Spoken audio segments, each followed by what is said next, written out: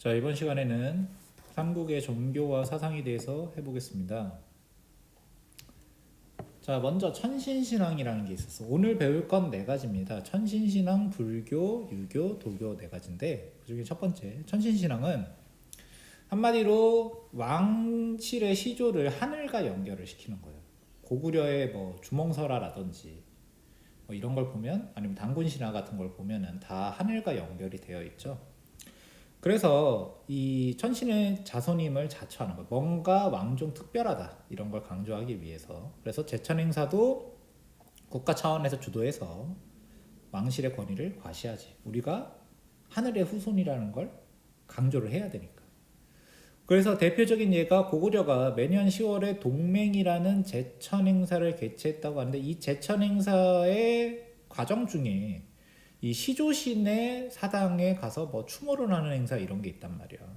그러니까 제천 행사 때 그런 시조신을 모시는 행사를 한다는 것은 천신신앙을 바탕으로 해서 왕족의 혈통도 하늘과 이어져 있다라는 걸 강조하기 위해서였다, 이렇게 얘기할 수 있습니다.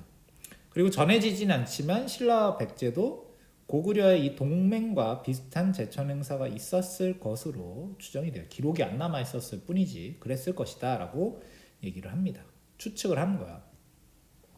자, 하지만 천신신앙의 한계가 있어. 왕의 권위를 높여야 되는데 문제는 왕의 라이벌이라고 할 수 있는 각 영맹체의 부도 자기네들 나름대로 시조신을 모시고 있고, 그 중에는 우리 시조도 천신과 연결이 되어 있다라고 강조하는 경우도 있단 말이야. 그렇기 때문에 천신신앙만으로는 국가를 통합하는 것엔 한계가 있었다. 왕이 나는 천신의 후손이니까 특별하다라고 얘기하면 각 부의 족장들도 야 나도 하늘과 연결이 되어 있어 이렇게 얘기해버리면 왕이 더 이상 특별하지가 않잖아. 자, 그랬는데 이제 삼국은 새로운 종교를 수입하게 됩니다. 천신신앙을 대체할 만한, 보완할 수 있는. 그래서 중앙집권 체제에 확립하는 과정에서 새로운 종교고 외국에서 들어온 불교는 인도에서 시작됐죠. 불교를 수용합니다. 인도와 중국을 거쳐서. 그래서 고구려를 보면은 소스리망 때 372년에 들어오고, 백제는 침류왕 때 들어오고, 신라는 법통왕 때 들어오는데, 이 불교가 들어오는 과정을 보면 모두 왕이 주도해서 들여와. 특히 신라가 그런 과정에 대해서 좀 더 자세한 설명이 남아 있는데, 법통왕 때 불교가 들어오는 과정을 보면 이미 신라는 불교라는 종교의 존재는 알려져 있었고 스님들도 여러 활동을 하고 있었는데 국가적으로 공인이 안 된 상태였어. 근데 왕이 주도해서 이 불교를 들여왔단 말이야. 그 과정에서는 귀족들의 반발도 있었단 말이지. 옆에 이차돈의 순교 사료일기를 보시면은 여기 이렇게 적혀있어. 왕 또한 불교를 일으키려고 하였으나 여러 신하가 믿지 않다. 얘네 귀족이라고 얘기할 수 있겠죠.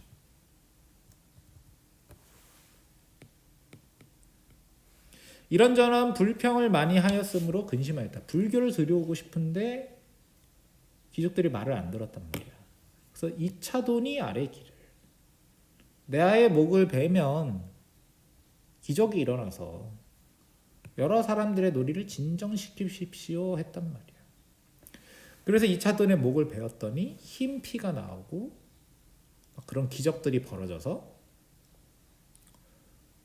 불교가 공인이 됐다라는 거지. 여기서 중요한 건 이차돈 목에서 흰 피가 나왔냐 안 나왔냐 이게 말이 되냐 되지 않느냐 그 얘기가 아니고,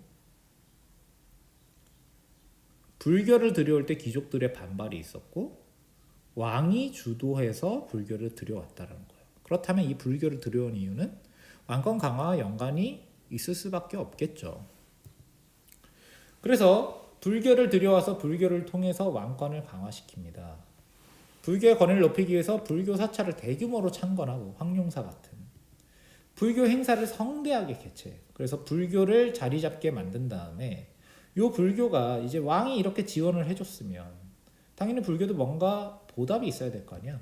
불교는 왕권을 이념적으로 뒷받침해줍니다. 이것도 신라가 대표적인데, 신라는 왕즉 왕족불 사상이라는 게 있었어.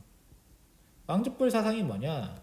신라 왕실에서 이름을 불교식 이름으로 널리 사용되었고, 특히 진흥왕의 아들인 진지왕의 이름을 불교의 이상적인 왕인 전륜성왕의 이름을 따서 지었단 말이야. 여기서 전륜성왕은 부처님이 부처가 되지 않고 출가를 하지 않고 왕이 되었을 때, 석가모니 부처님은 원래 왕족 출신이거든. 왕자였단 말이야. 이 사람이 왕에 오를 수 있는 왕자의 자리를 때려치우고 출가해서 깨달음을 얻었는데 그게 부처님이 된 거거든. 그러면 부처님이 출가하지 않고 깨달음도 안 얻었고 그냥 왕이 됐으면 어떻게 됐을까? 그렇게 됐으면 전륜성왕이 됐을 것이다. 이렇게 얘기를 한단 말이야. 그래서 불교의 이상적인 왕인 전륜성왕에서 따왔다. 그러면 전륜성왕이라고 자칭하는 것은 내가 곧 부처다라고 얘기할 수도 있겠지. 그리고 진평왕과 왕비의 이름은 석가모니의 부모 이름에서 따왔다. 이게 자꾸 지금 신라 왕실에서 부처님과 자신들을 엮는다는 것은 천신신앙으로 자신의 혈통을 신성화시키는 건 한계가 있었기 때문에 이번엔 부처님과 엮어서 자신들을 신성하게 만들고 권위를 높이려고 했다라는 거지. 그게 왕족불 사상이라는 겁니다. 자, 그래서 왕권을 인연적으로 뒷받침했고, 그리고 이 불교라는 것이 지배층의 통치를 합리화시키는 그런 성격도 있어. 대표적으로 윤회. 자, 지배층은 윤회 사상으로 자신들이 통치하는 것을, 그러니까 귀족도 꼭 나쁜 것만 있는 게 아니고 불교를 받아들이니까 좋은 점도 있는 거야. 왜냐면 이 귀족들 밑에 있는 사람들이, 아니 귀족들은 도대체 뭐가 잘났길래 태어날 때부터 이렇게 잘 먹고 잘 살고 권력을 갖고 있느냐 이렇게 얘기하면 딱히 설명할 말이 없었는데, 이제는 불교의 윤회 사상을 가지고 설명할 수 있는 거지. 예전에는 전생에 나는 공을 많이 세웠기 때문에 착한 일을 많이 하고 좋은 일을 많이 하고 덕을 많이 쌓아서 난 지금 귀족으로 태어난 거다. 네가 지금 나한테 불만을 갖지 말고 네가 하층민으로 지금 사는 게 힘들면 지금 현실에 순응하고 열심히 살고 덕을 쌓아서 좋은 사람이 되면 다음 생에는 너도 귀족으로 태어날 수 있어. 이런 식으로 합리화를 한단 말이지. 그러니까 지배층의 통치가 합리화되는 겁니다. 그리고 당연히 천신신앙, 산신신앙 이런 전통적인 사상이 없어진 게 아니고 그 천신신앙이라는 것도 결국 이 불교의 통합이 된단 말이지. 그래서 전통적인 사상과 불교가 또 통합이 되었다라고 얘기할 수 있습니다. 그러니까 천신신앙도 아예 없어진 건 아니야. 불교가 들어오면서 융합이 되기도 하고 좀 남아있기도 하고, 하지만 불교가 들어온 다음에는 통치 이념의 가장 중요한 사상은 불교가 되어버렸다, 이렇게 볼 수 있겠습니다. 그래서 이제 이 삼국의 여러 나라들이 혹은 뒤에 남북국의 여러 나라들이 이러한 불교 유물들을 많이 남겨놓고 있는 거죠. 우리가 옛날 유적 유물 생각하면 죄다 절이잖아. 그게 뭐 때문이겠어? 불교가 삼국시대에 들어와서 융성했는데 융성한 이유가 뭐냐? 각국의 왕실들이 엄청 밀어줬다는 거. 국가적인 지원을 해줬다. 그렇기 때문에 이렇게 남아있는 거다라고 얘기할 수 있겠습니다. 자, 그 다음에 얘기할 것은 유학이야. 유교인데, 자, 유교는 국가 체제를 정비하는데 필요한 학문이었어. 그래서 고구려 백제신라가 또 이걸 받아들이는데, 고구려는 또 소수리망이야. 그래서 소수리망 때문에 유교를 본격적으로 부흥시키기 위해서 뭐 언제 받아들여졌다 이런 성격의 사상은 아닙니다. 유학은 서서히 들어왔을 거야. 근데 이제 특히 유학을 강화시켜서 통치력을 키워야겠다 생각한 게 고구려는 소수리망이니까 중앙에 태학을 설립하고 지방에 경당을 두어서 유학 교육에 힘썼고, 백제는 고구려와 마찬가지로 태학을 설치하고, 백제만의 특별한 건 오경박사지. 오경박사를 둬서 유교경전 교육을 하고 일본의 유교경전을 전해줬다. 그러니까 오경박사는 이 오경마스터야. 유교에서 중요한, 유학에서 중요한 5개의 경전이 있는데 이걸 마스터한 사람을 유학 그 오경박사라고 부르나 봐. 그러니까 당시에 백제는 유교의 경전을 일본에 전해주고 설명을 해줄 정도로 유학의 수준이 높았다 이렇게 얘기할 수 있겠지. 자, 신라 같은 경우에는 세소고개와 임신서기석의 내용에서 유학이 수용되었음을 알 수 있다고 얘기하는데 세소고개는 화랑도와 관련이 있죠. 옆에 세소고개의 유래가 나와 있는데 원광은 스님이야. 특이하게 스님인데 자 화랑도에 두 사람이 원광한테 가서 스님한테 한 말씀 내리셔서 평생 동안 교훈으로 삼게 해주십시오 이렇게 얘기했단 말이야. 이게 왜 자꾸 스님한테 가서 물어보냐면 요즘 우리가 생각하는 스님이랑 좀 이미지가 다른 게 옛날에 스님은 초엘리트 초초초엘리트 엄청나게 똑똑한 사람이라 그 어려운 불경을 읽고 불경만 읽을 수 있는 게 아니고 막 인도말로 된 것도 읽고 학식을 엄청나게 쌓은 사람이기 때문에 옛날엔 스님 이러면 그냥 자신의 깨달음을 얻기 위해서 종교적으로 수련하는 사람 이 정도의 이미지가 아니고 완전 초엘리트 아는 게 엄청나게 많은 척척박사 이런 생각으로 바라봤단 말이지. 그래서 화랑도에 소속된 사람들이 이 수나라에서 돌아와서 유학파잖아 또 이 사람이. 그러니까 이 똑똑한 사람이 지금 어딘가에 있다라는 걸 듣고 가서 야 우리 좀 가르침 좀 내려주십시오. 너 엄청 똑똑하잖아 이렇게 얘기하는 거. 그래서 원광이 5개의 가르침을 내려줬는데 자 이게 세소고개입니다. 첫 번째 충성으로 임금을 섬겨라. 두 번째는 효로 부모를 섬겨라. 셋째는 친구와 사귐에 믿음 있게 한다. 근데 이게 뭐냐면 첫째, 둘째, 셋째는 모두 유학의 가르침이에요. 스님이 이런 얘기를 했단 말이야.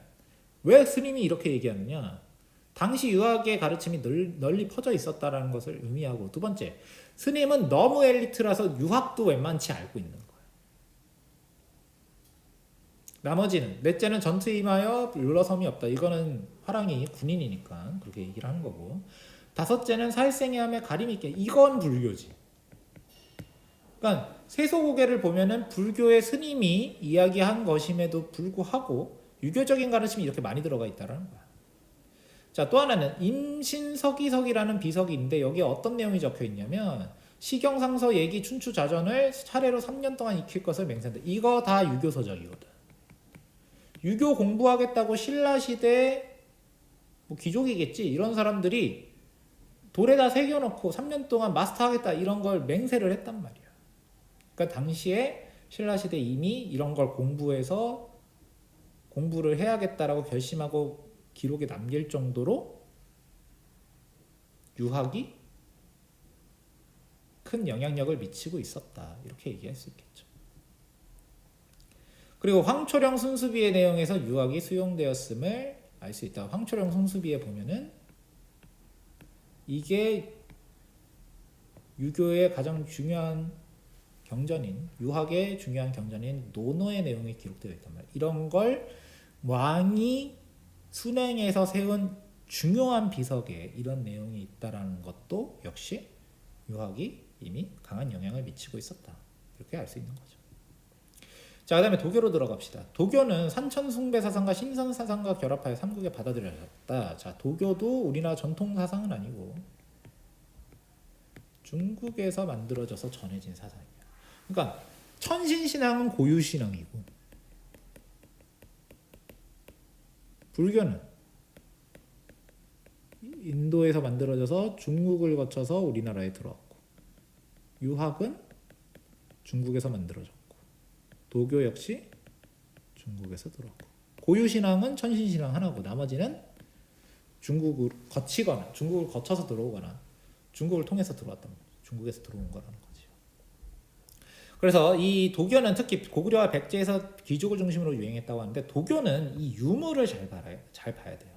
여기 옆에 보면 사신도의 그림이 있잖아. 이 사신도 그림을 보고 아 이게 도교와 관련이 있구나 이렇게 알고 있으면 되고 그래서 고구려의 고분벽화에 이런 사신도 같은 도교의 영향을 받은 그림들이 남아있는 거고 그리고 고구려 후기의 권력자인 연개소문은 당시 이미 들어와서 그 전에 들어와서 강력한 힘을 가지고 있었던 불교 세력을 억누르기 위해서 도교를 장려했다고 해요. 그리고 백제 같은 경우에는 각종 벽돌 이 이게 산수문이 벽돌이라고 하는데 역시 도교적 이상 세계가 나와 있는 거야. 산이 있고, 그치? 위에 봉황이 있고 이런 것도 다 이 산천숭배 사상과 신선 사상과 결합했기 때문에 도교적인 이상 세계가 여기에 표현이 되어 있는 거지.